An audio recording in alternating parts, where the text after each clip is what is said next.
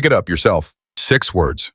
Spoken by a broke waitress on her knees to the most feared child in Florida at 1:47 in the morning on the cold linoleum floor of a rundown Naples diner.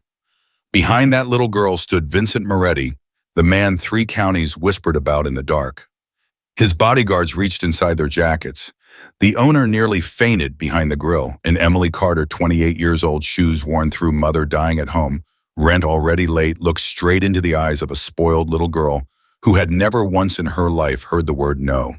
And she said it anyway, out loud, in front of everyone. Before we go one more step into this story, please tap that subscribe button and the little bell beside it, because what happens in the next 2 hours is going to surprise you more than once, and I do not want you to miss a single twist. And friends, stay with me all the way to the end. The real ending is not where you think it is. Down in the comments, tell me the city or the town you are listening from tonight.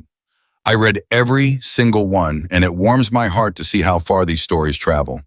Now let us go back to 1:47 in the morning and let the story begin. The diner was called Sal's Corner, and at 1:47 in the morning, it smelled like burnt coffee, fryer grease, and the kind of cleaning solution that never quite covers up the years.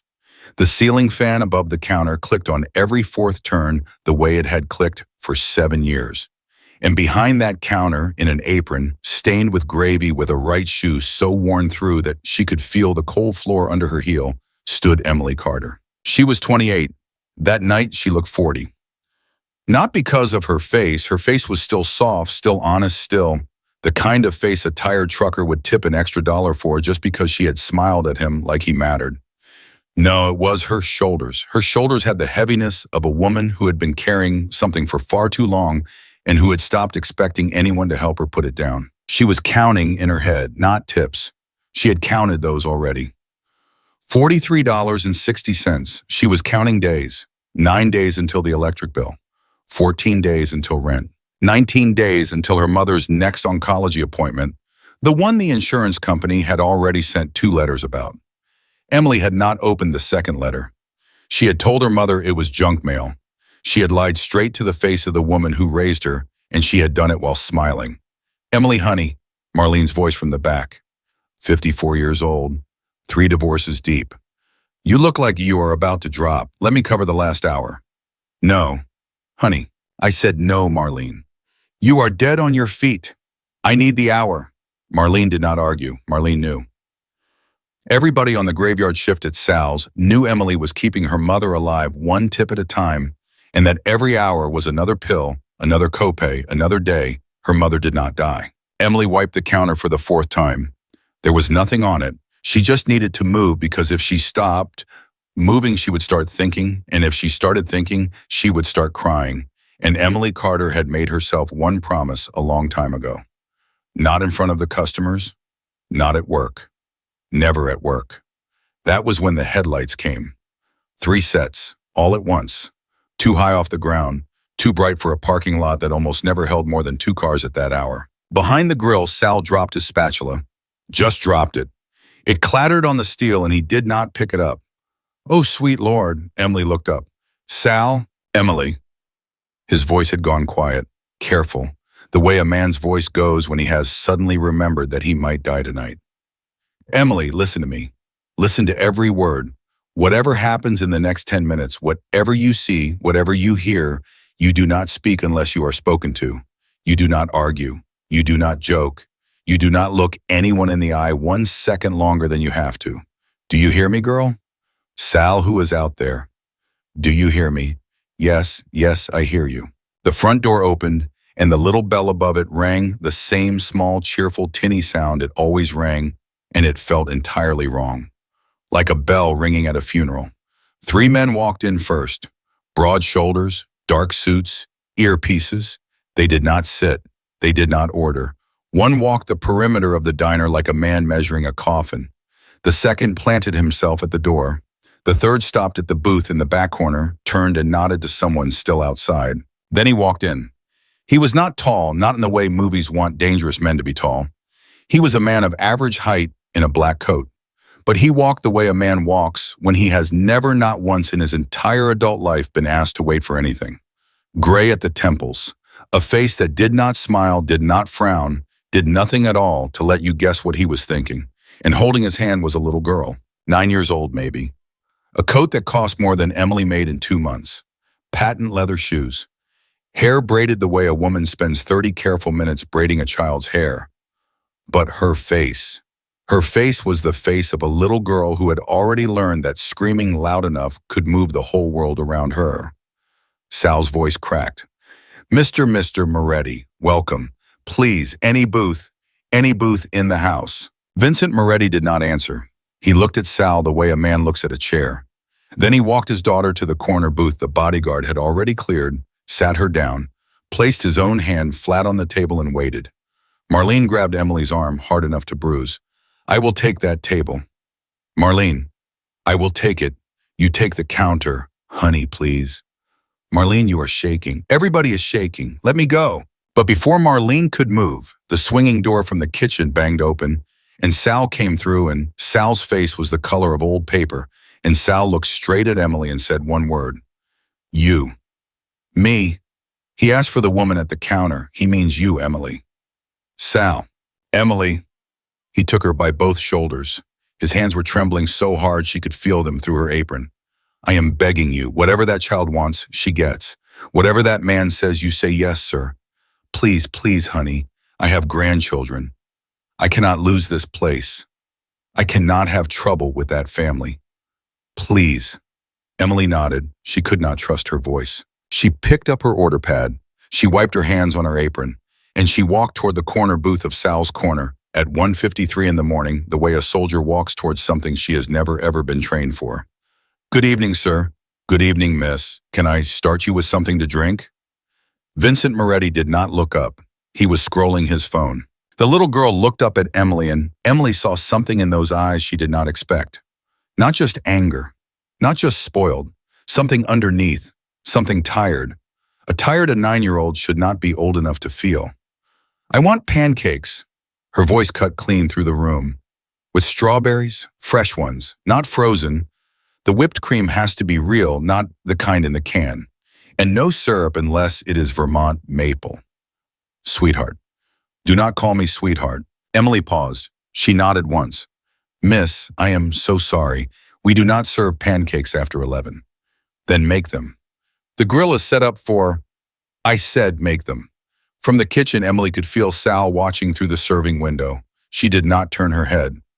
Miss, I will go and ask the kitchen what we can do. I promise you we will do our best. In the meantime, can I bring you milk juice? Milk, cold, not from the jug in the door, from the one in the back. And bring me a menu, even though there is nothing on it worth reading. Yes, miss. Emily walked back behind the counter. Her hands were shaking so badly she could not hold the glass steady. Marlene took it from her, filled it, pressed it into her palm, and whispered, Honey, breathe. You are doing fine. I am not doing fine, Marlene. You are doing fine. Just take the milk. Emily carried it back. She set it on a fresh napkin. She set the menu down. She stepped back, and the little girl picked up the glass slowly, carefully, with 2 small hands, looked Emily dead in the eye, and tilted it. The milk poured onto the floor in a long, slow, deliberate river. Every sound in the diner stopped. Marlene's breath. Sal's hand at the grill. The 2 truckers at the far booth who had been pretending not to watch. Even the ceiling fan seemed to click slower, and Vincent Moretti for the first time put his phone down. For one long second, nobody moved. Then the little girl picked up the menu, and she threw it. Not across the table, across the diner. It flapped through the air like a wounded bird and landed at Emily's feet. I said, fresh strawberries. Emily looked at the menu at her feet. She looked at the river of milk spreading toward the baseboard. She looked up at the little girl whose bottom lip was starting to tremble in a way that told her everything. This was not the first diner. This was not the first glass. This was not the first menu. This was a child who had done this 100 times in 100 places in front of 100 terrified grown-ups and had never, not once, been told to stop. And something inside Emily Carter broke. Not the way a person breaks when they give up. The other way. The way a person breaks when they finally stop being afraid. She heard Sal whisper from behind her, Emily, no, please, no. She heard Marlene whisper, honey, just clean it up. Just clean it up. She heard one of the men in suits take half a step forward. And she heard the little girls say louder this time, meaner this time, "Clean it up now." Emily Carter slowly got down on her knees, not to clean, to look that child in the eye at the child's own level. And her voice when it came out was not loud. It was not angry. It was quiet and steady and kind and absolutely completely immovable. "No, honey, I am not going to clean that up. You are." The child's eyes went wide. "What did you just say to me?" "I said you are going to clean that up because you made it. And when we make a mess in this world, we fix it. That is what good people do." "Do you know who my father is?" "I do." "Do you know what he can do to you?" "I have a pretty good idea." "Then clean it up." "No, sweetheart. And I am going to call you sweetheart because my mama called me sweetheart when I was your age. And it is a good word, and you are a little girl whether you like it tonight or not. Now there is a box of crayons in the booth behind you. I want you to take one out. I want you to draw me a picture on your placemat, any picture. And when you are finished, you and I together are going to pick up that menu and we are going to clean up that milk. Not for your daddy, not for me, for you, because honey, you are better than what you just did. And I think deep down you already know that. I want my daddy. He's right there, sweetheart. He can hear every word. I want my daddy to fire you. He might. That is between him and me. Right now, you and I are having our own conversation. I do not want to draw. Then you and I will sit here together until you do. Forever. Forever, sweetheart. As long as it takes. From the kitchen came a small, strangled sound. The sound of a grown man watching his restaurant burn to the ground. But Vincent Moretti did not move. Vincent Moretti was watching his daughter now, the way a man watches a door that has been locked for years, a door that has just barely begun to tremble. The little girl's eyes filled with tears, real ones, not the kind she used as a weapon. The other kind, the kind nobody had bothered to look for in a very long time. "My name," she whispered, "is Ava." Emily's throat went tight. "Hello, Ava. I am Emily. I do not want to draw." "That is okay, honey. I want to go home." "That is okay, too." And then Ava looked down at her own small hands. She looked at the river of milk. She looked at the crumpled menu on the floor.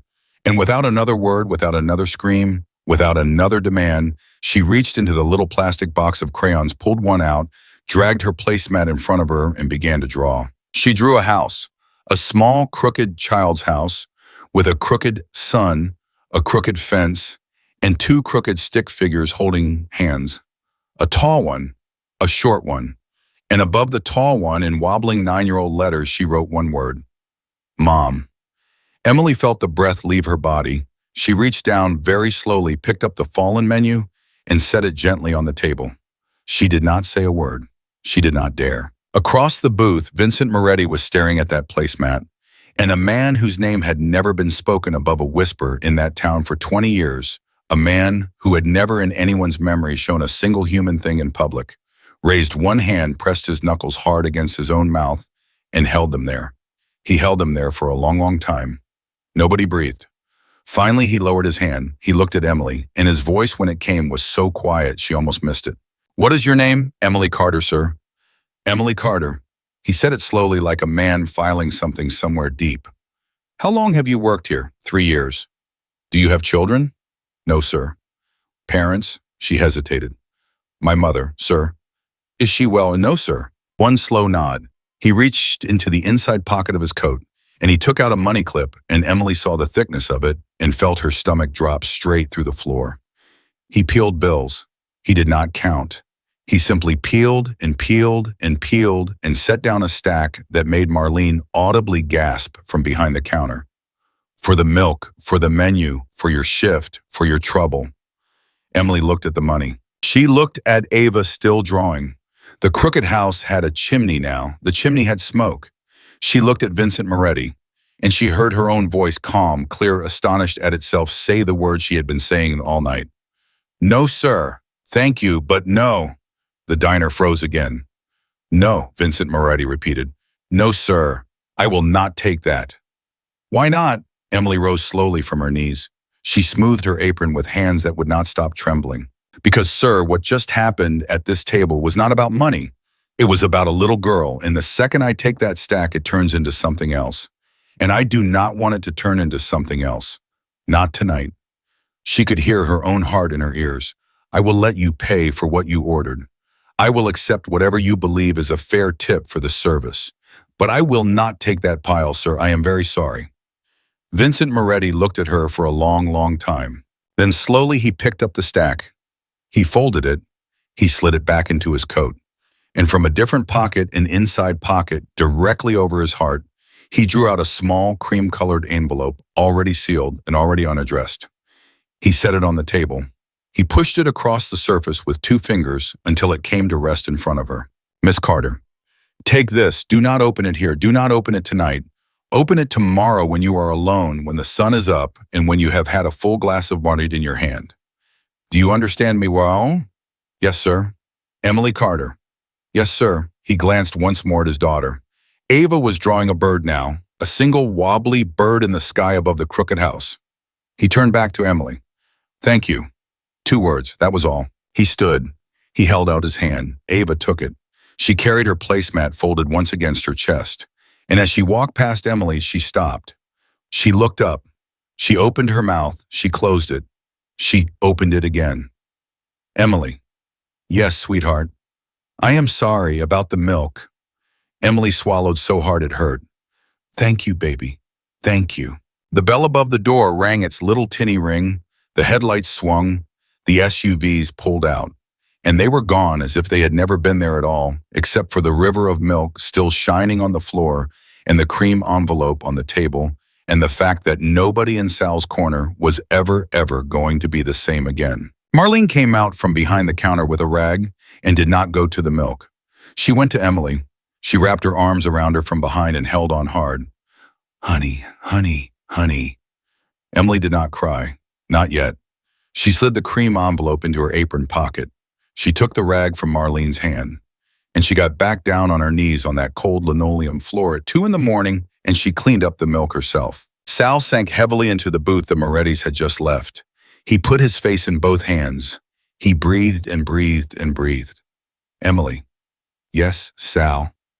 I do not know if you just saved this place tonight or if you just damned it. I swear to God, I do not know.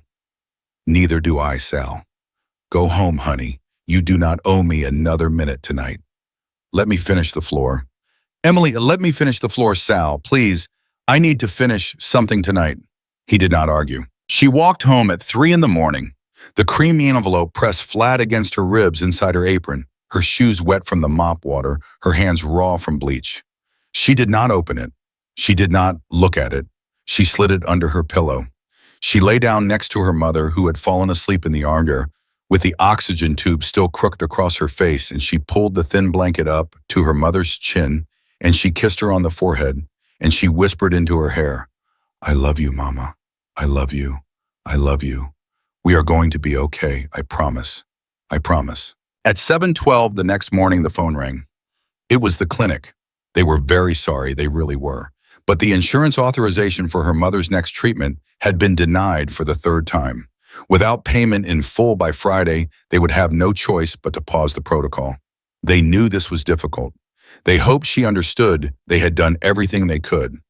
Emily set the phone down on the kitchen counter. She sat on the edge of her mother's bed for a very long time. Then she reached under her pillow, and with fingers that barely worked, she opened the cream envelope. There was no money inside, no check, only a single sheet of folded paper. And on it, in a man's careful handwriting, 3 lines. Miss Carter, I have a proposal for you. Come alone. A car will arrive at your door at 10 v. Emily looked up at the clock on the wall. It was 9:46. And at exactly 10 o'clock, not 1 second before, not 1 second after, there was a knock at her door. Emily opened the door. The man on the other side was not smiling, not frowning, just waiting the way a man waits when he has done this exact thing 1,000 times before. Black suit, black tie. An earpiece curled behind one ear like a small, polite snake. He tipped his head 1/4 of an inch. Miss Carter? Yes. My name is Daniel Cruz. I am head of security for the Moretti family. Mr. Moretti asked me to come for you personally. Emily's hand tightened on the door frame. Personally? Yes, ma'am. Should I be scared, Mr. Cruz? A pause, something very small passed through his eyes. Surprise, maybe respect, maybe both. Ma'am, if Mr. Moretti wanted you scared, I would not be the one standing at your door. Emily nodded slowly. She glanced back into the little apartment. Her mother was still asleep in the armchair, the oxygen line hissing its quiet, patient hiss. On the counter, the clinic's phone number was written in red ink on a yellow sticky note circled twice. Give me 2 minutes. Yes, ma'am. She closed the door. She leaned her forehead against it. She breathed in, once out, once in, once out, once, and whispered the only prayer she knew, the one her mother had taught her when she was 6. Lord, make my feet steady and my mouth honest. Amen.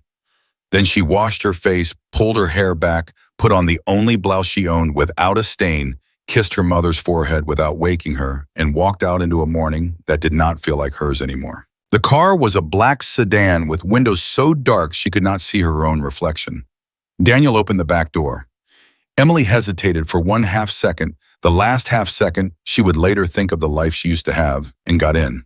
They drove for 40 minutes without speaking. Emily watched the buildings change. Strip malls fell away. Gas stations fell away. The road grew wider, smoother, quieter. Palms appeared then, walls, then gates, then longer walls, and then finally one wall that did not end. It ran along the road for what felt like half a mile, and when the car finally slowed, a pair of iron gates opened inward like something out of a movie Emily had never been able to afford a ticket to. Mr. Cruz? Yes, ma'am. How many people live here? At the main house, 4, ma'am. Mr. Moretti, Miss Ava, Mrs. Elaine Moretti, that is Mr. Moretti's sister, and the housekeeper, Mrs. Delgado. 4 people. Yes, ma'am. In all of this? Yes, ma'am. She did not say anything else. He walked her up a front staircase wide enough for 6 people to climb shoulder to shoulder. A woman in a gray uniform opened the door before they reached it. She did not speak. She did not smile. She simply stepped aside, gestured with one hand, and closed the door behind them with a sound so soft Emily barely heard it. This way, Miss Carter, Daniel said. Where is Mr. Moretti? Waiting for you. And Ava? A pause. Miss Ava does not know you are here yet. That is part of what Mr. Moretti wants to discuss. Emily's stomach turned.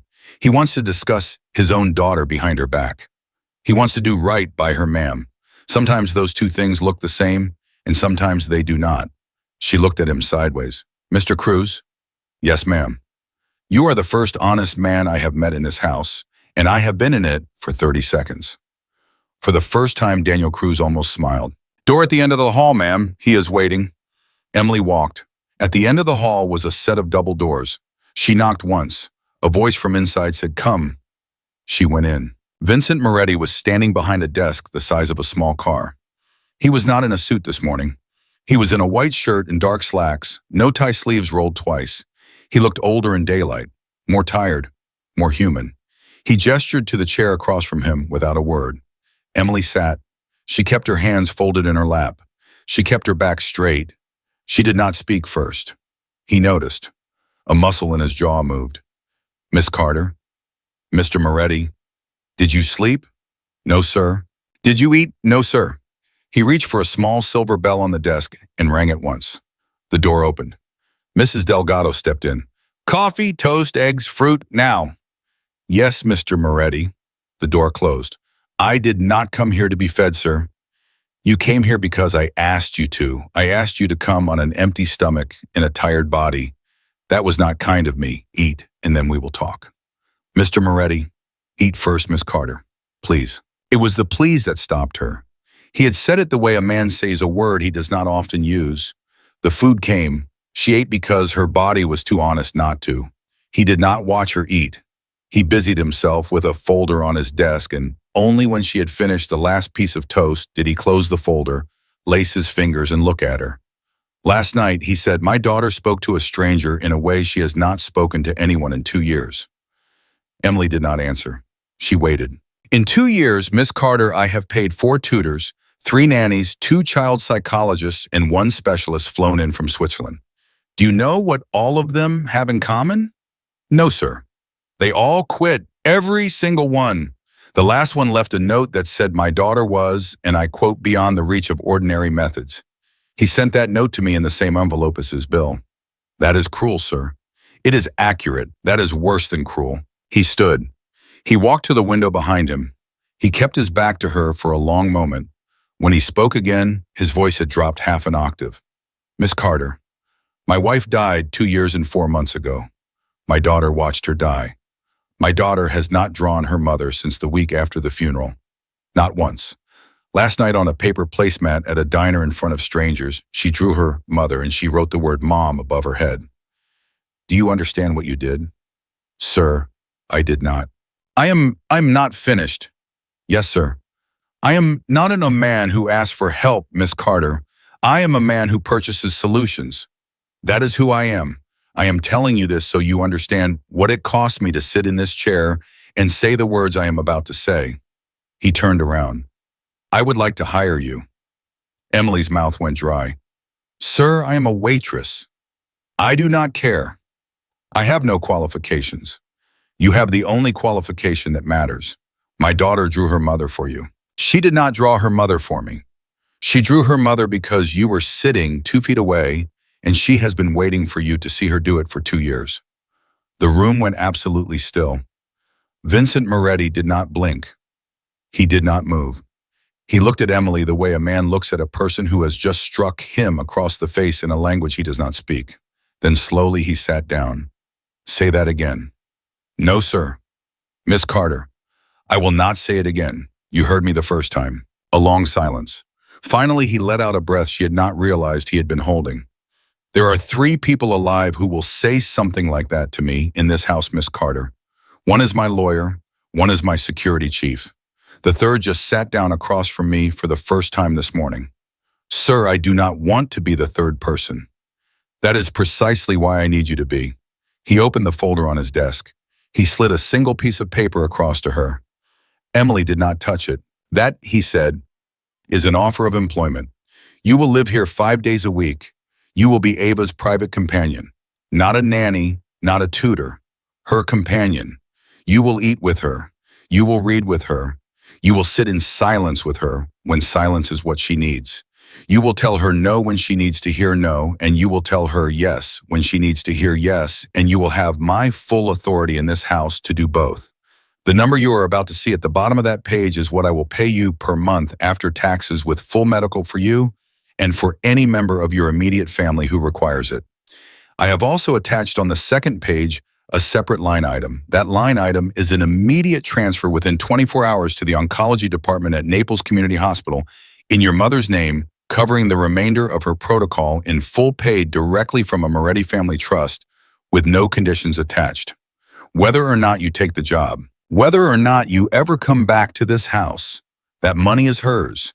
It is the price of last night. Miss Carter and I will not insult you by calling it a tip. Emily stopped breathing. She looked down at the paper. She did not touch it. She did not need to. She could see the bottom line from where she was sitting. Her hands began to shake. Sir, yes. I have to ask you something, and I am going to ask you plain because I have never in my life been able to afford to be polite and honest at the same time, and today I cannot afford polite. Ask, what is the catch? He actually smiled, just a little, just at the corner of his mouth. That is the right question, Miss Carter, and the answer is not the one you are afraid of. Then what is it?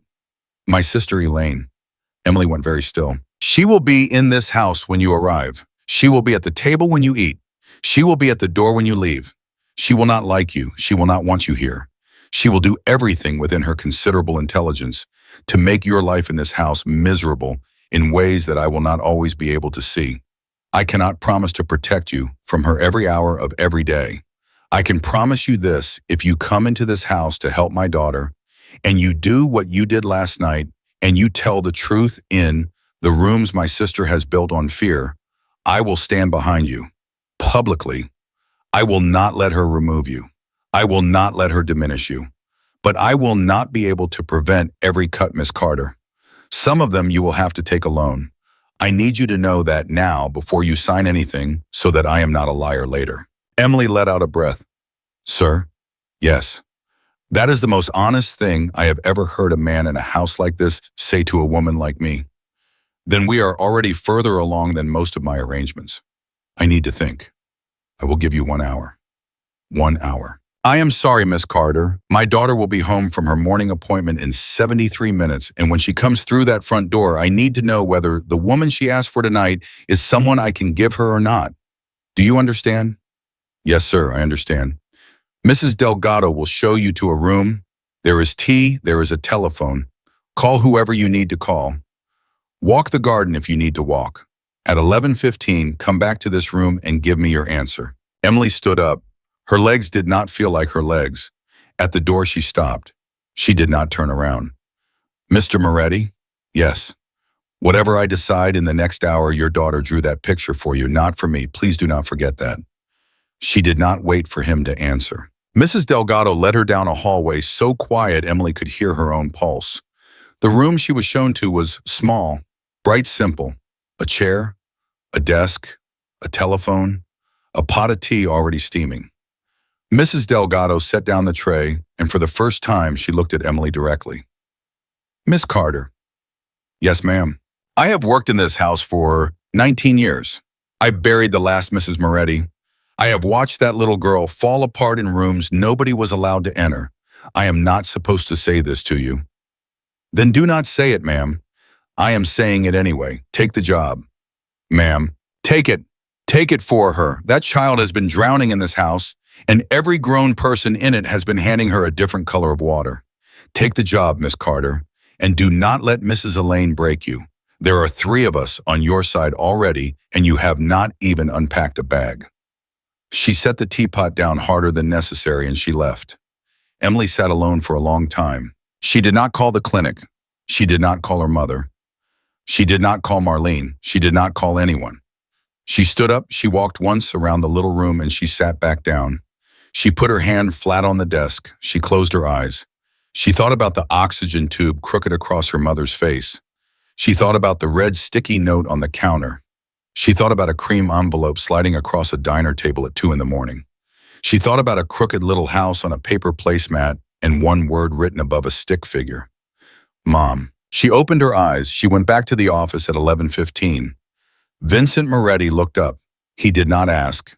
He waited. Yes, sir, Emily said. I will take the job. He nodded once, just once. But his shoulders dropped a quarter of an inch, the way the shoulders of a man drop when something he had not dared to hope for has quietly walked through the door.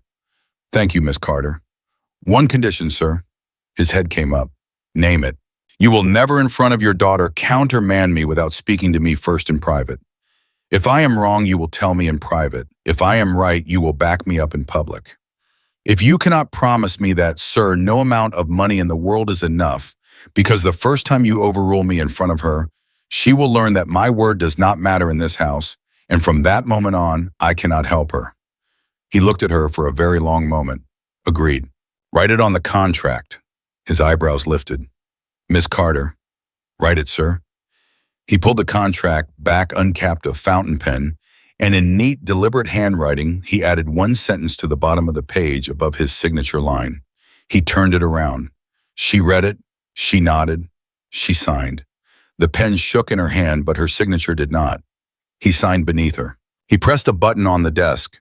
The door opened. Daniel Cruz was already there as if he had been standing on the other side the whole time. Daniel, Miss Carter will be moving into the East Wing. Guest Suite 3, today. Yes, sir. Her mother is to be transferred from the subsidized program at Naples Community to full private care by this time tomorrow. Every appointment, every medication, every home visit, paid. I want a nurse in that apartment by 6 o'clock tonight. Yes, sir. Miss Carter will require a car for her personal use. A driver on call, nothing flashy. Yes, sir. Finally. Vincent Moretti's eyes did not leave Emily's face. Daniel. Yes, sir. My sister is not to be in the room when Miss Carter meets Ava for the first time today. A long silence.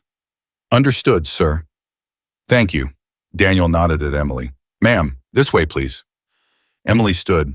Her legs for the first time that morning felt like her legs again. At the door, Vincent Moretti spoke once more. Miss Carter. Yes, sir. She is going to ask you later today why you are in this house.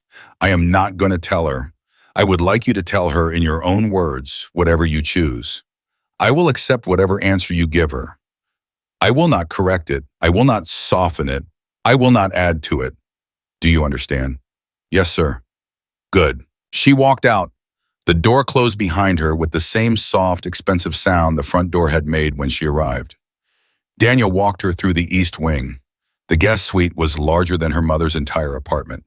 A sitting room, a bedroom, a bathroom with a tub that Emily at 28 years old would be the first person in her family line to soak in. She did not cry. She would not let herself cry. Not yet. Ma'am, Daniel said. Yes. You should know something. Yes. Mrs. Elaine has already been told. Emily turned slowly. How long ago? 4 minutes. By whom? The only person in this house who ever tells her anything before it happens. Who? Herself, ma'am. She has cameras on the main hall. Mr. Moretti knows. He has not had them removed. He says the day he starts hiding things in his own house is the day he has already lost it. Emily let out a slow, unsteady breath. Mr. Cruz? Yes, ma'am. I would like to meet Ava before I meet her aunt. Yes, ma'am. Can that be arranged? It is already being arranged. By whom? By Mr. Moretti, ma'am, before you walked into his office. He gave the order at 8:15 this morning. He has not been gambling on your answer. He has been preparing for it. Emily sat down slowly on the edge of the guest bed. She laughed once, a short, breathless laugh with no happiness in it at all. He bet on me. He bet on you, ma'am, and your job is to make sure the bet pays off. My job, ma'am, is to make sure the child in this house lives to grow up. Sometimes those two things are the same. Mr. Cruz? Yes, ma'am. Where is Ava right now? On her way home from a behavioral specialist in Fort Myers. She will walk through the front door in approximately 20 minutes. Mrs. Elaine will be in the front hall waiting for her. I have been instructed by Mr. Moretti to intercept Miss Ava in the side driveway, bring her through the kitchen, and bring her to you here in this room without her aunt seeing her. Can you handle that, ma'am? Emily looked at him. I handled her last night with a glass of milk on the floor and 4 bodyguards in the room, Mr. Cruz. I can handle her in a hallway. Yes, ma'am. He turned to go. At the door, he stopped. Miss Carter. Yes. For what it is worth, ma'am, in 19 years working for this family, I have watched a great many people walk into this house, and I have watched a great many people walk out. You are the first one I have ever walked in myself and thought, we might be all right now. We might actually be all right. He closed the door. Emily sat for a long time on the edge of that strange, soft bed. She did not cry. She did not call anyone. She did not look at the contract she had just signed. She took the cream envelope out of her pocket. She read the 3 lines on the single sheet of paper inside it one more time. Then she folded it carefully in half and again in half, and she slid it into the inside cover of the small leather Bible her mother had given her when she turned 16, which she had carried in her bag every day since, without ever once telling anyone it was there. Downstairs, somewhere deeper in the house, a door opened, closed, and opened again. A sharp pair of heels crossed a marble floor. And from far down the east wing, Emily heard a woman's voice, educated, elegant, and cold as a knife left out in the snow, say one sentence loud enough to carry. Where exactly is the waitress? The words floated down the east wing like smoke under a door. Where exactly is the waitress? Emily did not flinch. She stood up from the edge of the bed, smoothed her blouse with both hands, and walked to the little mirror over the dresser. She looked at herself. She looked at the woman her mother had raised. She nodded once at her own reflection, the way a soldier nods at a soldier, and she said out loud to nobody, steady feet, honest mouth, amen. Then she opened the door of the guest suite. Down the long hall, the heels kept coming. Quick, sharp, deliberate. A woman who had rehearsed this walk before. Daniel Cruz appeared at the end of the corridor, moving fast, not running. His eyes met Emily's. Ma'am, not yet. Stay inside. Ojuyo. Mr. Cruz. Miss Ava is 2 minutes out. I need Mrs. Elaine away from this wing before the car pulls up. Please, inside. Mr. Cruz? Ma'am, if I hide in that room the first morning I am in this house, I will be hiding in it every morning after. I will not start that way. His jaw worked. Ma'am, I will not start that way. He held her eyes for half a second. Then he stepped to the side. Your call, ma'am. The heels rounded the corner. Elaine Moretti was 47 years old, ageless, in the way money makes women ageless. And her face was the face of a woman who had arranged a great many things in her life to go precisely the way she intended them to go. Cream suit, pearls, hair pulled back into a twist so tight it looked painful. She stopped 6 feet from Emily and folded her hands in front of her waist the way a headmistress folds her hands before expelling a child. "You must be Miss Carter." "Yes, ma'am." "Elaine Moretti. I am Vincent's sister. I run this household." "Yes, ma'am." "I understand my brother has offered you employment." "Yes, ma'am." "I understand you have accepted." "Yes, ma'am." "I understand you have also, in the process, extracted certain conditions from him." Emily blinked once. "Ma'am, I do not believe extracted is the right word." "It is the word I am using." "Then I will disagree with it politely, ma'am." A small surgical smile. "You will find, Miss Carter, that in this house, most disagreements with me are eventually withdrawn." "Most, ma'am, not all." Behind Elaine, Daniel Cruz did not move, did not speak, did not appear to breathe. But one corner of his mouth for the briefest second did something that could almost have been called a smile. Elaine tilted her head. "Let me be plain with you, dear, since plainness seems to be what you value." "Yes, ma'am." "This household is not a charity. My niece is not a project. My brother is not a man who is accustomed to being saved by strangers, and he is not, I assure you, accustomed to being corrected by them. Whatever happened in that little diner last night made for an interesting anecdote. It is not a qualification. You will be here 5 days a week. You will eat at the staff table. You will use the side stair. You will not take meals with the family unless you are specifically invited. You will not accept telephone calls from outside this house on the house lines. You will address me as Mrs. Moretti and only as Mrs. Moretti. Am I making myself clear?" "Ma'am?" "Yes. I was hired by Mr. Moretti. My instructions came from him. If he tells me to take meals at the staff table, I will take meals at the staff table. If he tells me to use the side stair, I will use the side stair. With respect, ma'am, you and I will get along much better if you ask him what my instructions are before you give me yours." A long silence. Elaine's smile did not move. Her eyes did. "Miss Carter." "Yes, ma'am." "You are going to learn, I think, very quickly that this house has rooms my brother has not walked into in years. I live in those rooms. I am in those rooms right now. Do you understand what I am telling you?" "I understand that you want me to be afraid of you, ma'am." "Am I succeeding?" "No, ma'am, but not because I am brave, because I am tired. I have a mother dying at home, and I have 37 cents more in my checking account this morning than I had last night, and if you are going to break me, ma'am, you are going to have to stand in line behind cancer insurance companies and a landlord named Ray. None of them managed. I do not mean any disrespect." Something shifted in Elaine Moretti's face. Not warmth, not anger, calculation. The look of a woman reaching for a different knife. "We will talk again, Miss Carter." "Yes, ma'am, I am sure we will." Elaine turned on one heel and walked back down the hall. The heels were slower this time, which was worse. Daniel exhaled once. "Ma'am?" "Yes."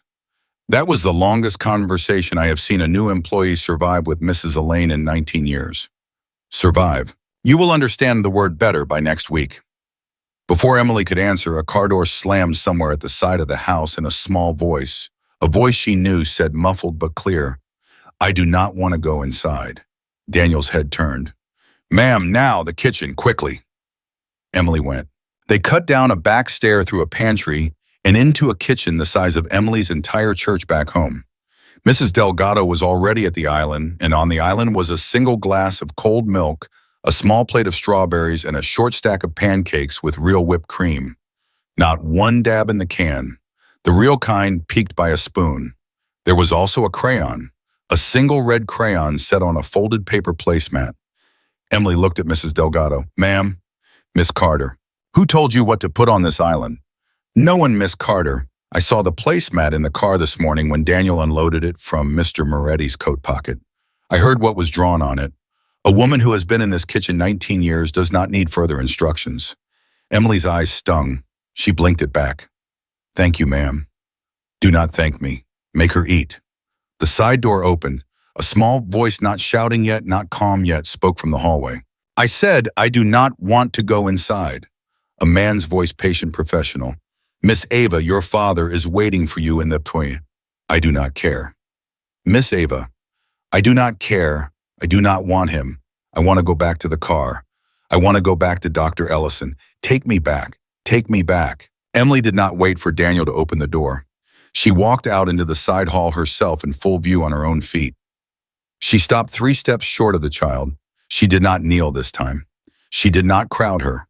She simply put her hands in her apron pocket the way she had done 1,000 times a shift at Sal's, and she waited.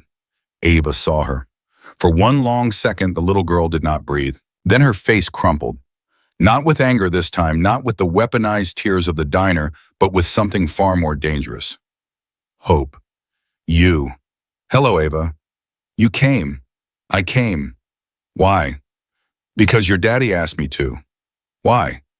Because you and I have some more talking to do, I think, if you would like to. Ava's lower lip shook. She took 1 step forward. She stopped. She turned her head sideways the way a small animal turns its head when it is trying to decide whether to run. She glanced at the man behind her. She glanced at Daniel. She glanced back at Emily. Are you my new nanny? No, honey. Are you my new tutor? No, honey. Then what are you? Emily thought about Vincent Moretti's last sentence that morning. I would like you to tell her in your own words whatever you choose. I am your friend Ava. If you want one, I do not want a friend. Then I will just be Emily. Emily. Yes, honey. Are you staying? 5 days a week. Yes. Where will you sleep? In a room down the hall from yours. Will you leave on the weekends? Yes, to take care of my mama. Is your mama sick? Yes, honey, very. Is she going to die? Daniel behind Emily made a small sound, the sound of a man who was about to intervene and did not quite know how. Emily did not. I do not know, Ava. I am trying very hard to make sure she does not. Your daddy is helping me. That is part of why I am here. Ava looked at her for a long time. Then she did something nobody in that hallway expected. She walked past Emily into the kitchen, climbed up onto a stool at the island, looked at the plate of pancakes and said, There is no Vermont syrup. Mrs. Delgado, without a word, set down a small glass pitcher of dark amber syrup next to the plate. Ava looked at it. She looked at Emily. Is that the real kind? Ma'am, Emily turned. Mrs. Delgado nodded once. Vermont, the real kind. It is the real kind, honey. Ava picked up the pitcher with both hands. Very slowly, very carefully, she poured a small, measured amount onto the top pancake. She set the pitcher down. She picked up the fork, and then before she ate, she looked up at Emily and said quietly, I am sorry I threw the menu. I know you are, sweetheart. I am sorry I poured the milk. I know. Are you still my friend? Yes, honey. Even though I did that. Even though you did that, Ava, we do not stop being friends with people just because they have a bad night. We stop being friends with people who have a bad night and never say sorry. You said sorry, so we are fine. Ava nodded once, small, dignified, a 9-year-old nod. She ate 3 bites, and then behind them the kitchen door opened. There you are, Elaine Moretti said. The fork stopped halfway to Ava's mouth. It was a small thing, almost nothing, but Emily saw it. The whole kitchen saw it. Ava's back straightened 1/2 inch, her shoulders pulled in, the color, the small, soft color that had come back into her cheeks at the word friend, drained out of her face like water out of a tipped glass. Aunt Elaine, darling, why on earth are you eating in the kitchen like a servant? I am up, sweetheart. Come. Your father and I are waiting in the dining room. Mrs. Delgado, bring her plate through. Emily said, ma'am. Elaine did not look at her. I do not believe I was addressing you, Miss Carter. Ma'am, with respect, Ava is in the middle of a meal she chose to eat herself. She is calm. She is sitting. She is using a fork. If you would like her to join you in the dining room, I will bring her in 15 minutes when she is finished. She will come in walking, not being pulled. A silence so thick Mrs. Delgado stopped wiping the counter. Elaine Moretti turned her head slowly. Her eyes were pale and very, very bright.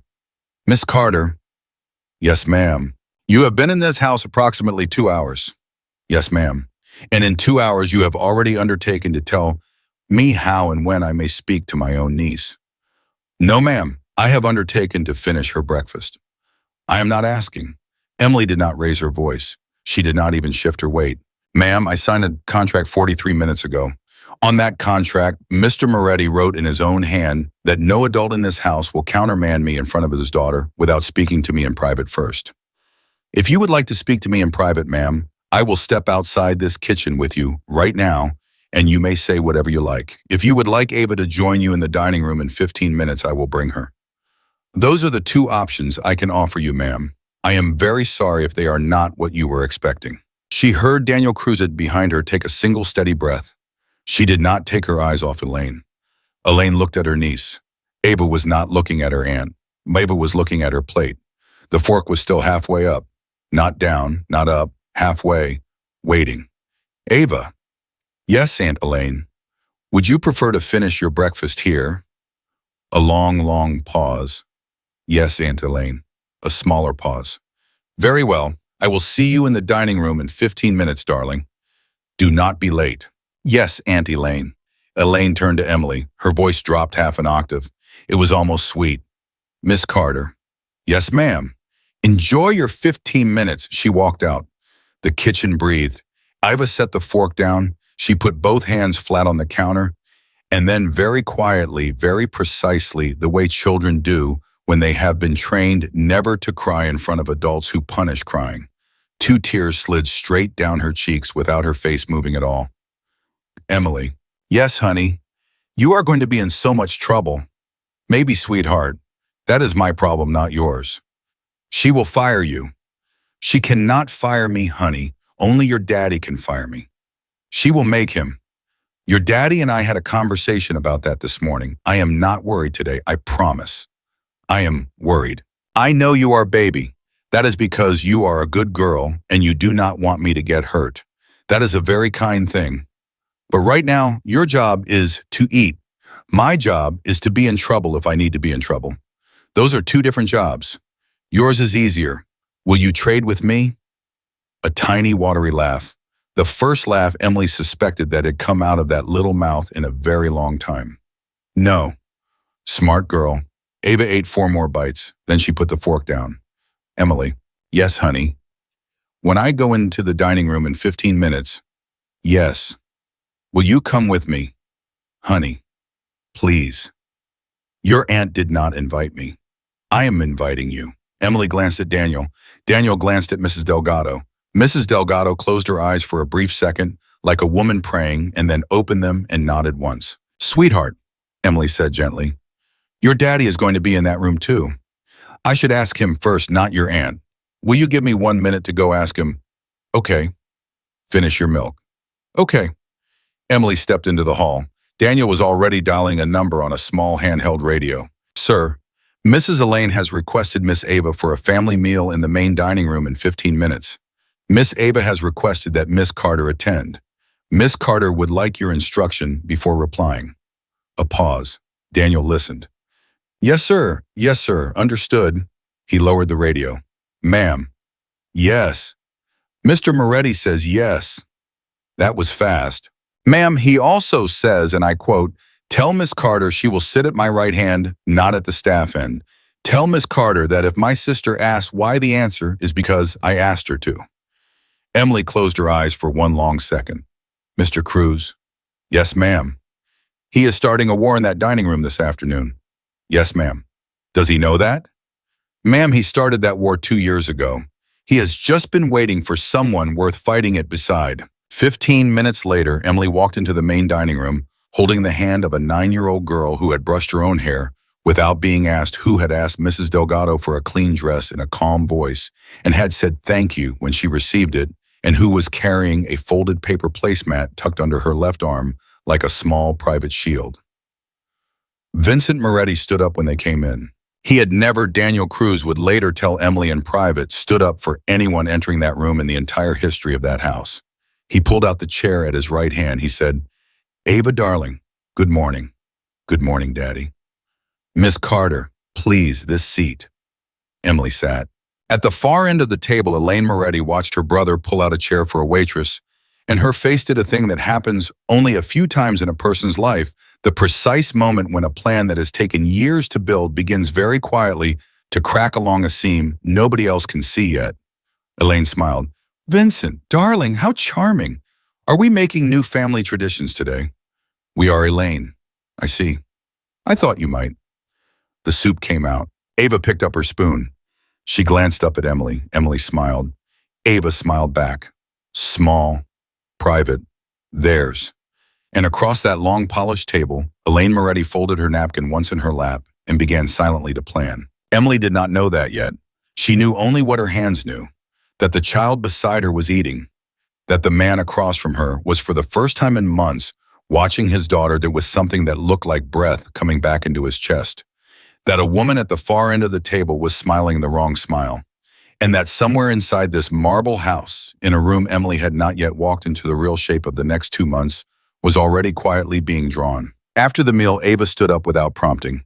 She walked to her father. She hugged him around the waist for a count of 3, which was 2 counts longer than she had hugged him the day before. Then she walked back to Emily and slipped one small hand into Emily's. Emily. Yes, honey. Will you come draw with me? Yes, sweetheart. In my room. Yes. They walked out of the dining room hand in hand. Elaine did not speak. Vincent did not speak. Daniel, from his position by the door, did not quite look at Emily, but as she passed, the smallest movement of his head, not a nod, not a bow, something in between, told her something she would not understand until much later. That in 19 years in that house, he had never seen a child walk out of that dining room holding a hand that was not paid to hold hers. Upstairs, Ava's bedroom was pink and gold, and full of toys she did not play with, and books she had not opened, and a vanity stocked with products a 9-year-old girl should not know the names of.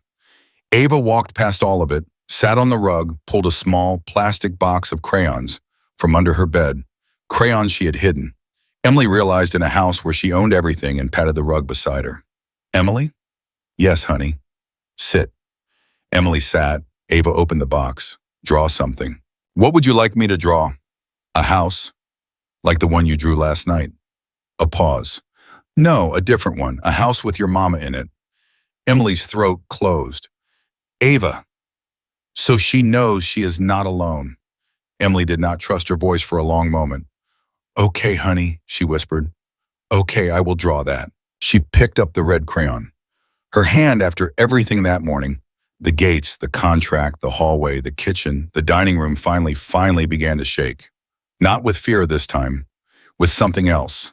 She was still drawing, slowly, carefully, on a piece of thick white paper on the rug of a little girl's bedroom when there was a soft knock at the door. Daniel Cruz, in a voice so low the child did not hear. Ma'am? Yes. Mr. Moretti asked that when Miss Ava goes down for her afternoon rest, you come to his office, alone. He says it is urgent. Urgent, Mr. Cruz? Ma'am, he also asked that you take the west stair, not the main hall. Why? Because Mrs. Elaine has called her attorney, ma'am. He arrived 7 minutes ago. She did not tell Mr. Moretti. The red crayon stopped halfway across the paper. Emily looked down at the drawing. A small crooked house, a small crooked fence, 2 stick figures holding hands, and above the taller one in shaking grown-up letters, one word, Mama. She set the crayon down. Tell him I will be there, Mr. Cruz. Yes, ma'am. In 10 minutes. Yes, ma'am. The door closed. Emily looked at Ava. Ava was carefully coloring a yellow sun in the corner of her own picture, her small tongue poking out between her lips in concentration, utterly unaware. Emily reached over. She smoothed one hand very gently over the child's hair. Ava did not flinch. Ava leaned into it.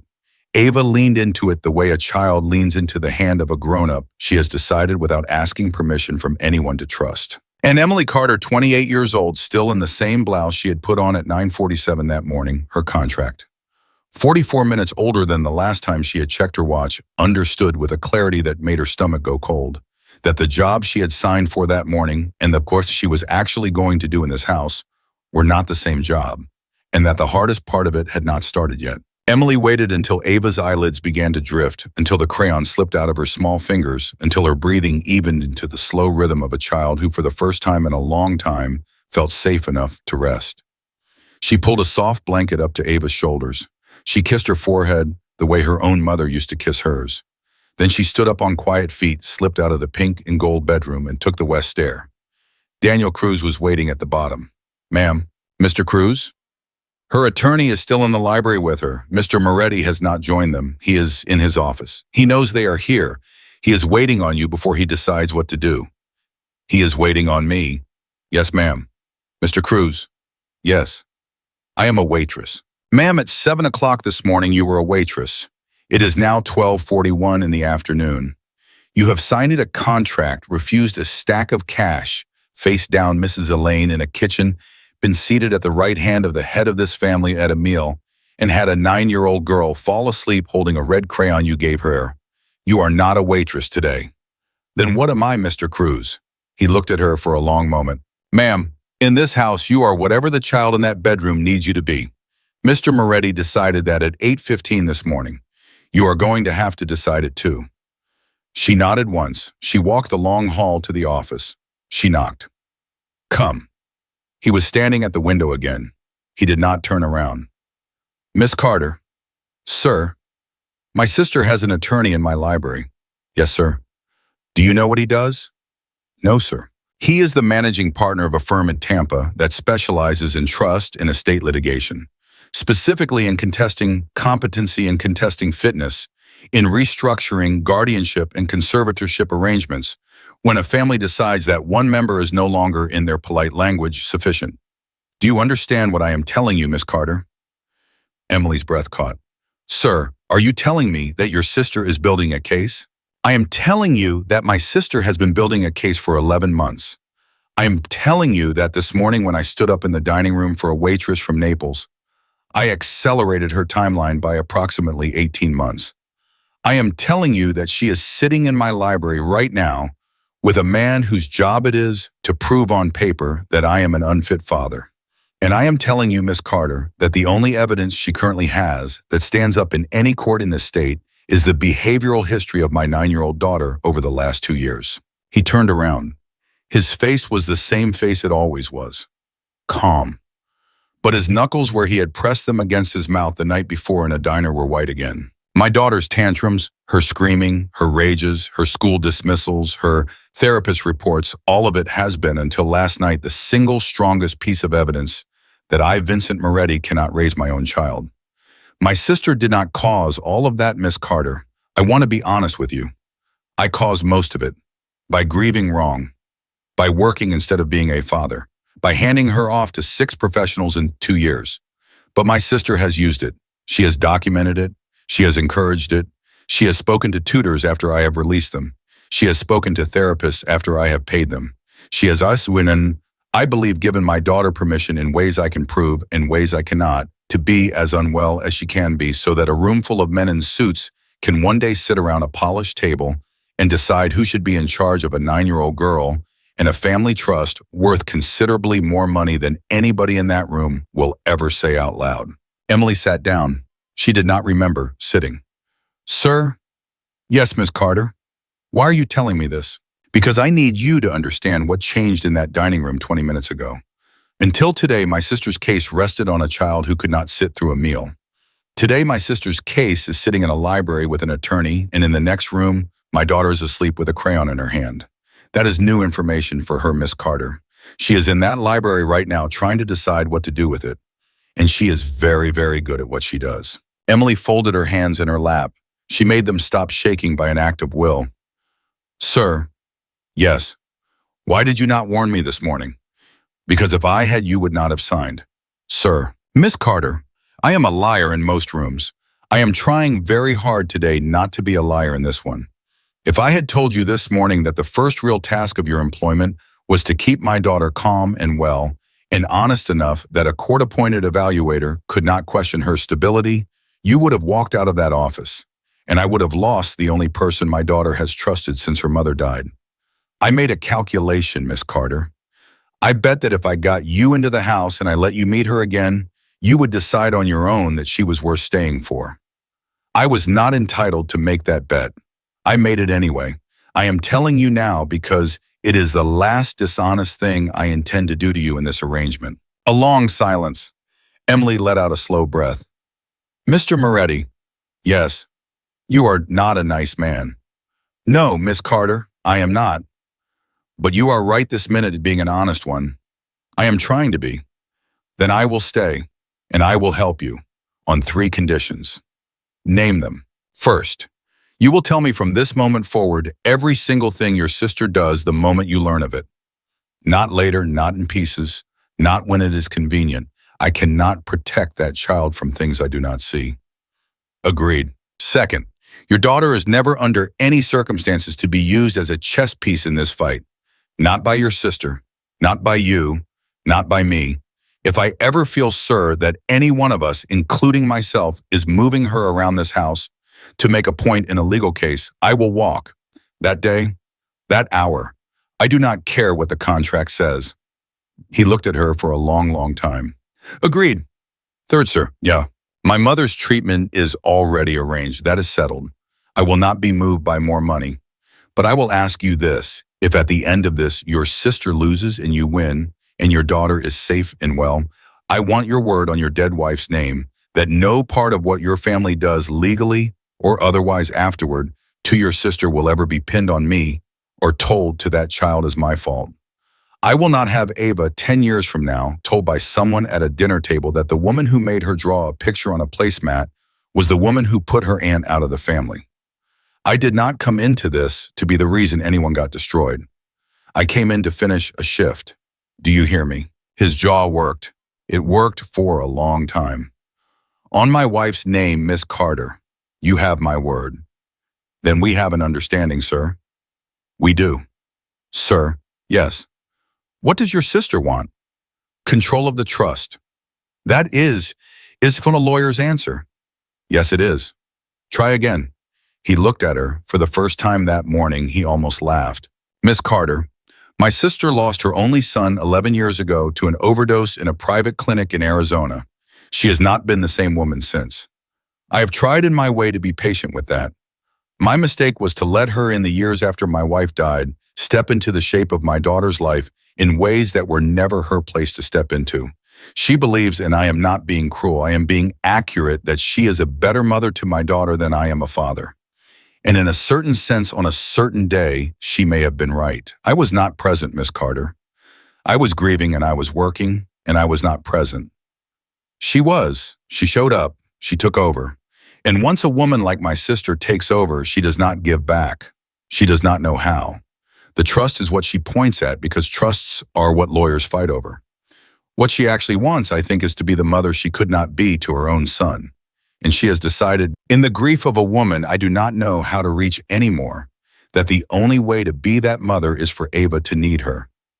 Which means Ava cannot get well. Which means anyone who makes Ava well has to be removed. That is you, Miss Carter. That is why she was at the end of the East Wing 12 minutes after you arrived. That is why she is in my library right now. That is what she wants. Emily pressed her hand flat against her own chest the way a woman does when her heart is going too hard and she needs to remind it to slow down. Sir, yes. She is a grieving mother. Yes. And she is doing all of this because she loves that child. In her way, yes. That is worse than if she was evil, sir. That is harder. I know it is, Miss Carter. That is why I have not been able to stop her. Emily did not answer for a long time. She looked at her own hands. They were still chapped from the bleach. There was still a faint line of dried syrup under one thumbnail from the pancake plate she had carried past Elaine in the kitchen. She looked up. Sir, may I speak to her? Vincent Moretti's head came up sharply. To my sister. Yes, sir. Miss Carter, no. Sir, no, absolutely not. She will eat you alive in front of her attorney. That is the purpose of that room right now. Sir, with respect, if the only way your sister will stop is for someone in this house to tell her the truth, not in a courtroom, not through a lawyer, not through paperwork, but in a room on her feet, looking in her eyes the way one woman looks at another woman when one of them is about to lose a child, then somebody in this house has to say it. You cannot. You are her brother. She has been saying no to you since she was 6 years old. Her lawyer cannot. He is paid. Mr. Cruz cannot. He is staff. Ava cannot. She is the child. That leaves Mrs. Delgado and me, sir. And Mrs. Delgado has 19 years and a mortgage to lose. He stared at her. Miss Carter. Yes, sir. You have been in this house exactly 3 hours. Yes, sir. You are proposing to walk into my library past an attorney from Tampa and tell my sister to stop. No, sir. I am proposing to walk into your library past an attorney from Tampa and tell your sister that I understand what she has lost and that I am not going to let her take what you have left in order to get it back. There is a difference, sir. He was silent for a long time. He rubbed one hand over his face. He looked 10 years older than he had when she walked in. You are not what I hired Miss Carter. No, sir, I am not. You are also, I am beginning to understand something my house has needed for a very long time. Maybe, sir, I do not know about that. I know the clock is running, and I know a 9-year-old girl is asleep 2 floors up, and I would like very much for her to still be asleep when this part is over. He closed his eyes for 2 seconds. He opened them. Daniel, the door opened instantly. Daniel Cruz stepped in. Sir, walk Miss Carter to the library. You do not enter the room, you wait in the hall. You do not open the door unless she calls. Do you understand? Yes, sir. Miss Carter. Yes, sir. If you are not out of that room in 20 minutes, I am coming in myself. Understood, sir. Miss Carter. Yes, sir. Do not lose your temper in front of her attorney. She will write down every word. He will put it in a filing. They will use it. Sir. Yes. I was raised in a diner by a mother who worked 3 jobs. I have been yelled at by drunks, construction foremen, sheriff's deputies, and a woman who once threw a plate of eggs at my head because the yolks were too firm. I have not lost my temper in public since I was 17 years old. I am not about to start in your library. For the second time that morning, Vincent Moretti almost smiled. Go, Miss Carter. She went. The library door was closed. Daniel Cruz stepped to one side of it, folded his hands behind his back, and became in the way only he could, entirely invisible and entirely present at the same time. Emily knocked once. Firm, not loud. Yes, Elaine's voice. Emily opened the door and stepped in. She closed it behind her. The attorney from Tampa looked up from his laptop. He was younger than Emily had expected. Sharp suit, sharp glasses, the kind of face that had never in its life been told to shut up by a woman in an apron. He half rose from his chair by reflex and then stopped because Elaine Moretti had not moved an inch. Miss Carter. Mrs. Moretti. I do not recall inviting you to this conversation. You did not, ma'am. Then why are you here? Because your brother agreed to let me come in. Because there is a child asleep on the 2nd floor of this house. And because I would like ma'am to have 5 minutes of your time, woman to woman, before that man over there writes anything else down. The attorney glanced at Elaine. Mrs. Moretti, I strongly advise. Be quiet, David. Mrs. Moretti. I said be quiet. Sit down. Close the laptop. He closed it. Elaine folded her hands in her lap. She looked at Emily the way a chess player looks at the board. Miss Carter, you have 5 minutes. Thank you, ma'am. Begin. Emily took one breath. She did not sit. She stood across from the woman who could destroy her life with a phone call, and she said the only thing she had come in to say. Ma'am, I am sorry about your son. The room stopped. Elaine Moretti's face did not change, but her hands folded in her lap tightened 1 degree. Just one. Just enough that a person who had spent 10 years reading the hands of strangers across a diner counter would notice. I beg your pardon. I said I am sorry about your son, ma'am. I do not know his name. Your brother would not tell me because it was not his to tell.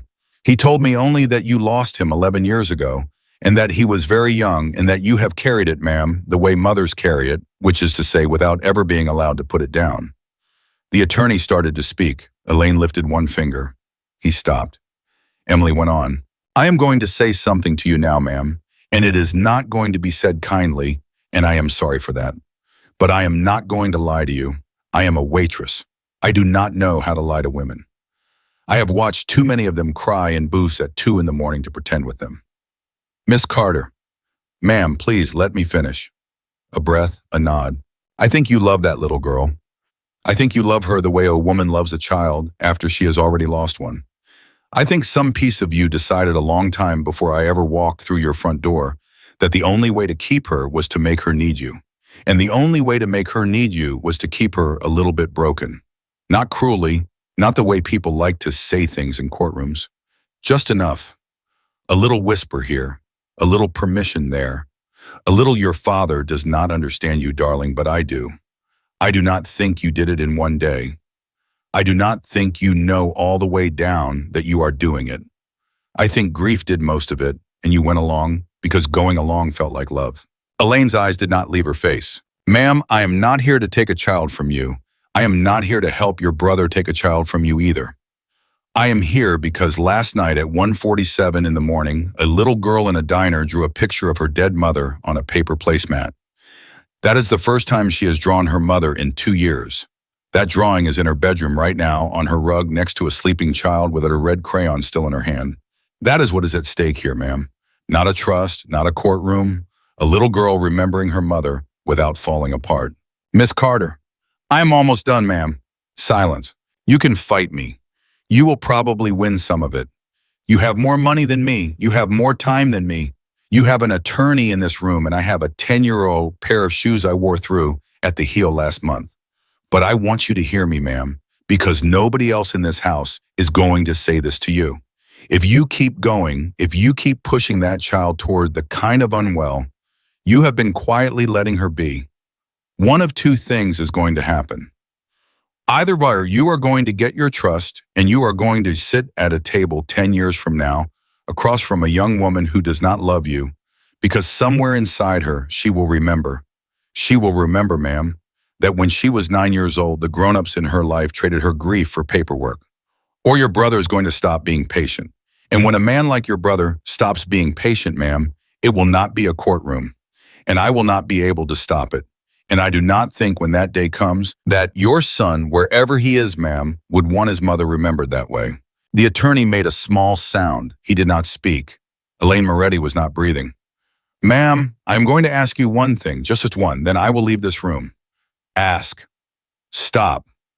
One word, no more. Miss Carter. Yes, ma'am. Get out of my library. Yes, ma'am. Emily turned. She walked to the door. She put her hand on the knob. Miss Carter. She stopped. She did not turn around. Yes, ma'am. His name. Emily waited. Elaine's voice when it came was not the voice that had walked down the East Wing that morning. It was the voice of a woman at a diner counter at 2 in the morning. His name was Michael. He was 17. I did not know. I was in Paris. My brother called me. I did not believe him. Emily closed her eyes. Thank you, ma'am. Get out. She got out. In the hallway, Daniel Cruz looked at her once. He did not ask. She shook her head slightly. He nodded once. He walked her back to the west stair. Halfway up, her legs gave. She sat down on a carpeted step. She put her face in her hands. She did not cry. She just sat there breathing for a long time. Daniel sat down beside her, 2 steps below, not looking at her, giving her the courtesy of not watching. Ma'am. Yes. Whatever you said in there. Yes. In 19 years, Mrs. Elaine has never asked anybody to say her son's name out loud. Not once, not her brother, not her priest, not me, not a single soul. That is the first time. Emily did not answer. She could not. Upstairs in a pink and gold bedroom, a little girl turned in her sleep, tightened her small fingers around a red crayon, and went on dreaming. And somewhere in the back of the house in a library full of books nobody had read in years, Elaine Moretti placed both hands flat on a polished table, bowed her head over them, and for the first time since a phone call from her brother 11 years before, let her shoulders shake. The attorney from Tampa sat very still and did not write down one word of it. Emily sat on that carpeted step for a long time, long enough that Daniel Cruz, 2 steps below her, did not move either. He simply waited the way a man waits for a soldier who has come back from a hard thing and needs the world to be quiet for a minute. When she finally stood up, her knees cracked and she almost laughed at the sound of it. A 28-year-old woman whose knees cracked like a woman twice her age. That was what carrying her mother for 6 years had done. Mr. Cruz? Yes, ma'am. I need to see Ava. She is still asleep, ma'am. I know, I just need to see her. He walked her up. At the door to the pink and gold bedroom, he stopped, and Emily went in alone. Ava was exactly as she had left her. Small, curled. The red crayon had finally fallen out of her hand onto the rug. Emily picked it up. She put it back into the little box. She looked down at the child for a long moment. Then she bent and kissed her forehead the way she had kissed her mother's forehead at 3 in the morning in a dim apartment across town. and she whispered, "I am going to fight for you, honey. I am going to fight for you harder than I have ever fought for anything in my life. And when you wake up, you are not going to know that any of this happened. That is the whole point." She walked out. The next 2 weeks moved faster than anything Emily had ever lived through. Her mother was transferred to full private care on a Tuesday. The nurse arrived at 6 o'clock Monday night, exactly as Vincent Moretti had promised. And when Emily walked into the apartment that evening and saw a clean hospital bed in the living room and a pale, kind woman with steady hands changing her mother's dressings, her mother looked up at her and said, very small, very confused, "Baby, what did you do?" "Mama." "Emily, what did you do?" "Mama, I got a new job. A good one. A very good one. And the family I am working for is helping us.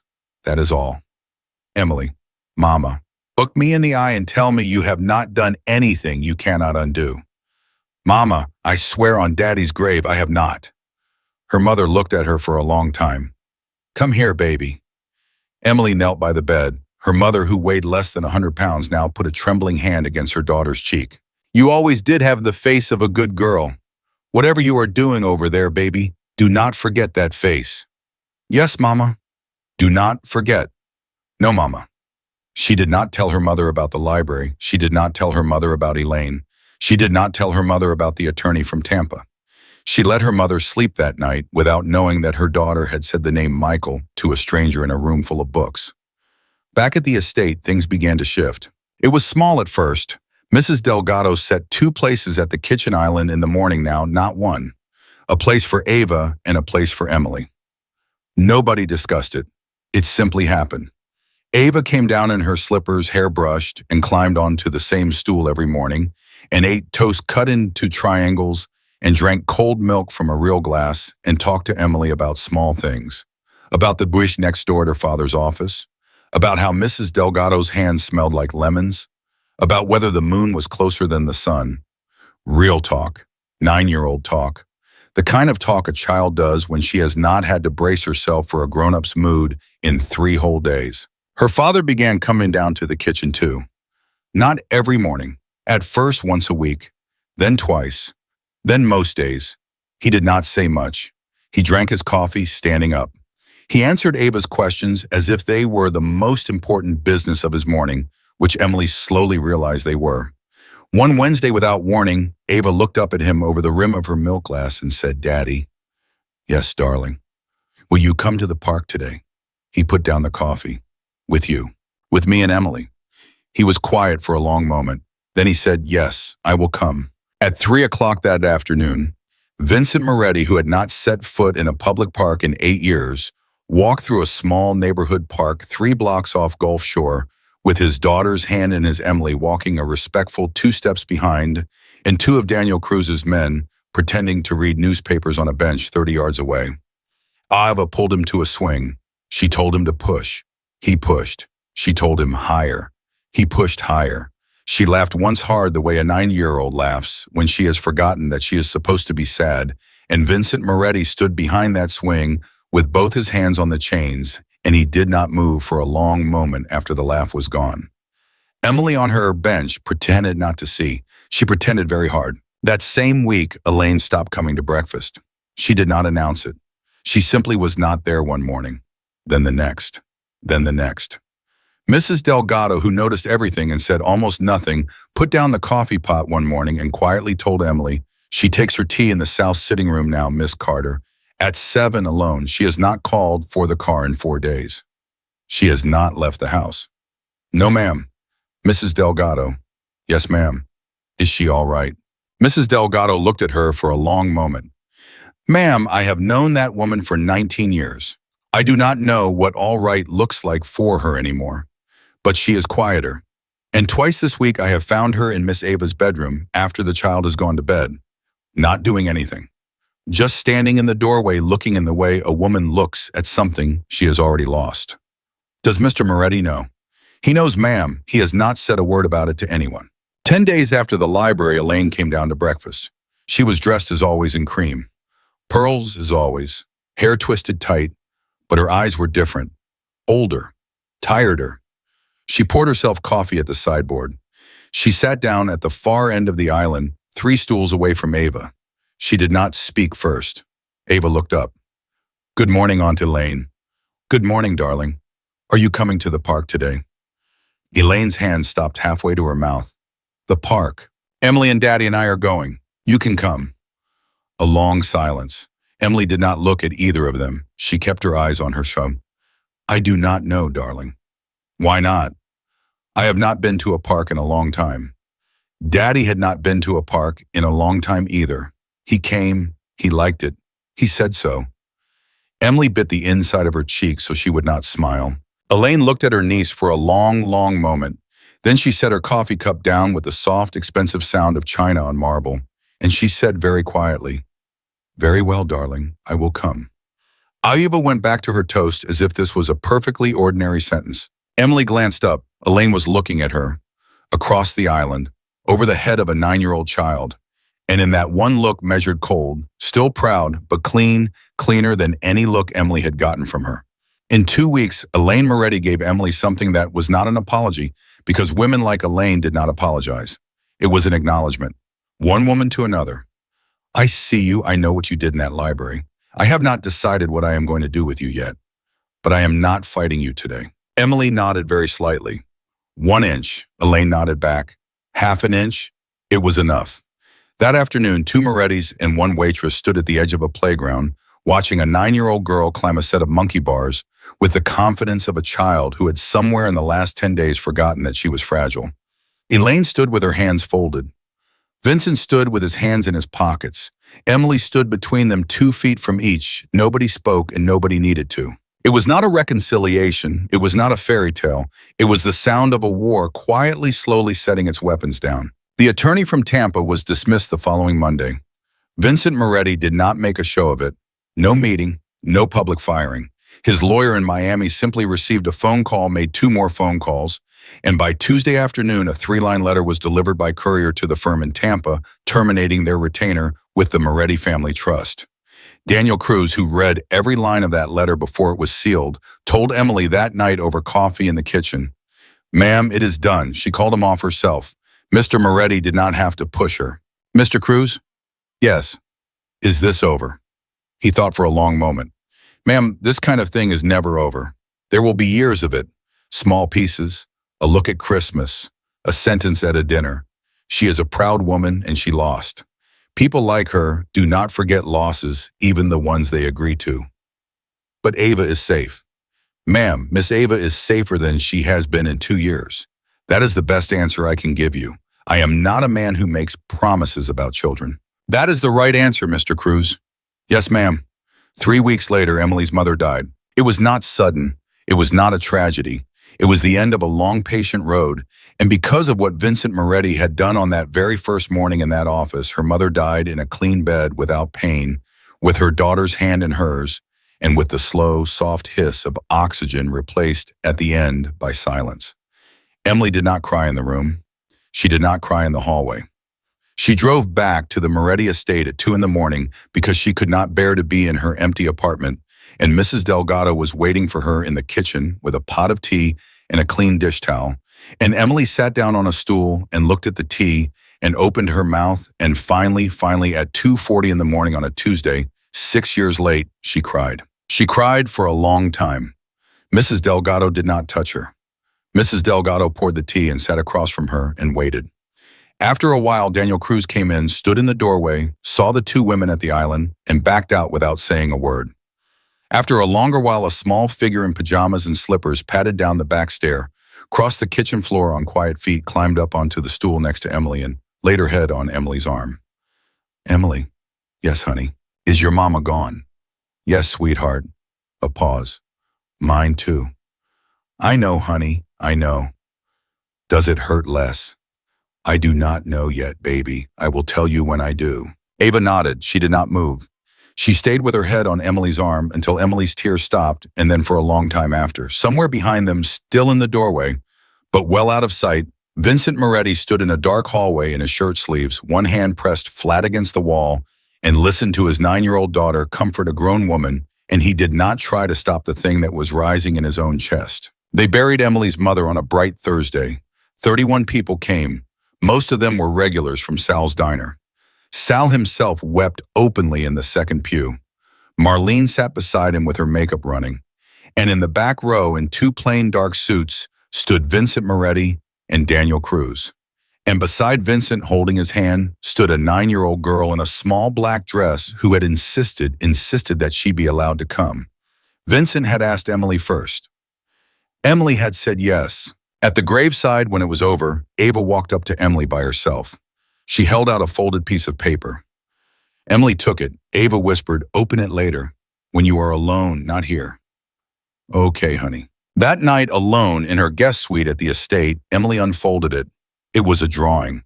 A crooked little house with a crooked fence and a crooked sun and 3 stick figures in the yard. One tall one, one medium one small one. Above the medium one, in careful 9-year-old letters, was the word Emily. And above the tall one, in the same careful letters, was the word Emily's mama.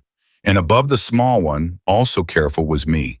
And above all 3 of them in a banner the child had drawn in red crayon were 4 words. "We are not alone." Emily folded the paper very slowly. She put it inside the front cover of her mother's Bible next to the cream envelope that had started all of it. She sat on the edge of the bed, and for the second time that week she cried. This time quietly, this time at peace. In the weeks that followed, Emily's life settled into something that still did not quite feel like hers. She stayed 5 days a week at the estate, as the contract said. On weekends, she went home to the little apartment she could not yet bring herself to give up. Ava grew. She laughed more. She argued less. She learned slowly to lose at card games without flipping the table and to win again at card games without bragging. She went back to school, a smaller, quieter one where nobody knew her father's last name the way the old school had known it. She made 1 friend, then 2, then 3. Vincent began to come home earlier. He read to his daughter at night, awkwardly at first, then less awkwardly, then eventually well. Elaine never became a warm woman. She was not made for warmth. But one afternoon, about 3 months in, Emily passed her in the hall, and Elaine stopped and said without preamble, "Miss Carter, Mrs. Moretti, I have been thinking about a scholarship program, ma'am, for young women in this county who work nights, waitresses, cashiers, nurses' aides, the invisible ones. Ma'am, I would like you to help me build it. If you are willing, I would like it to carry my son's name." Emily stood very still. "Ma'am, yes, I would be honored." "Very well, we will speak tomorrow." And she walked on. Emily stood in the hallway a long time after she had gone. The scholarship was announced that next spring. It was called the Michael Moretti Scholarship for Working Women, and its first recipient was a 20-year-old single mother from Immokalee who was working the overnight shift at a truck stop while attending nursing school. At the announcement dinner, a small private event at the estate, Elaine read the young woman's essay aloud from the podium, and her voice cracked only once on the word son, and nobody in the room pretended not to notice, and nobody made her apologize for it. That same spring, on a warm Saturday morning, Vincent Moretti asked Emily to come to his office. She went. He was at the window as always. "Miss Carter?" "Sir?" "Sit down." She sat. He turned around. His face was the same face. But his eyes were not the eyes of the man who had walked into Sal's diner. They were steadier, clearer. The eyes of a man who was no longer trying to buy his way out of grief. "Miss Carter?" "Yes, sir." "I would like to renegotiate your contract." "Sir, but my daughter does not need a companion 5 days a week anymore. She needs one 7 days a week. But she needs her also to have her own life, a real one. I am proposing, Miss Carter, that you remain on staff in this house for as long as you want to. But I am also proposing that I help you on my own dime go back to school, whatever degree you want, wherever you want to earn it. I believe you once mentioned to Mrs. Delgado that you had wanted to be a teacher." Emily's throat closed. "Sir, I am not asking you to accept Onde. Sir, I am not asking you to accept ever if you do not want it. I am telling you that the offer is there. No conditions. Whether you stay in this house or you leave it, whether you stay in Ava's life or you do not. Although, and here the smallest smile, I would strongly prefer the first option in both cases. My daughter, I believe, would strongly prefer it as well, and I would like Miss Carter to be honest with you." "So would I." Emily looked at him. "Sir?" "Yes." "Are you asking me to stay?" Yes, Miss Carter, I am. As an employee, as whatever you want to be, Miss Carter, I am not a man who is good at the shape of this question. I am a man who has spent his whole life buying outcomes. I do not want to buy this one. I want to ask it. A long silence. Sir, yes, I will stay. Thank you. I will go back to school. Thank you. And the question of what I want to be to you, sir, that is not a question for today.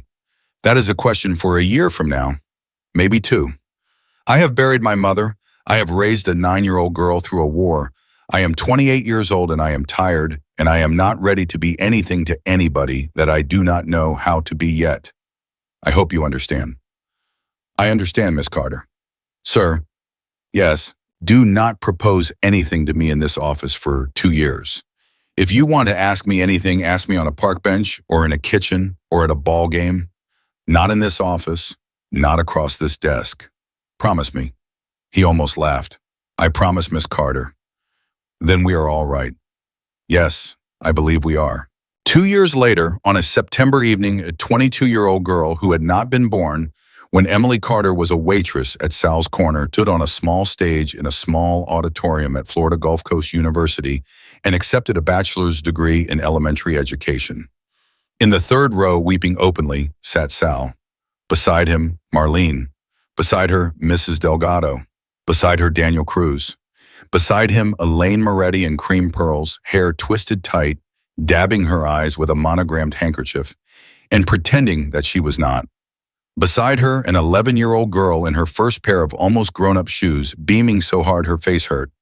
And beside her, a man in a dark suit who had not cried in public since he was a boy and who did not cry that night either, but who held his daughter's hand the whole ceremony, and who, when Emily Carter walked off that stage, stood up before anyone else in the auditorium and applauded until his palms were red. Afterward, on the lawn outside the auditorium, Ava ran to Emily and hugged her around the waist, the way she had been hugging her for 2 years, which was the way children hug people who have become theirs. Emily bent down.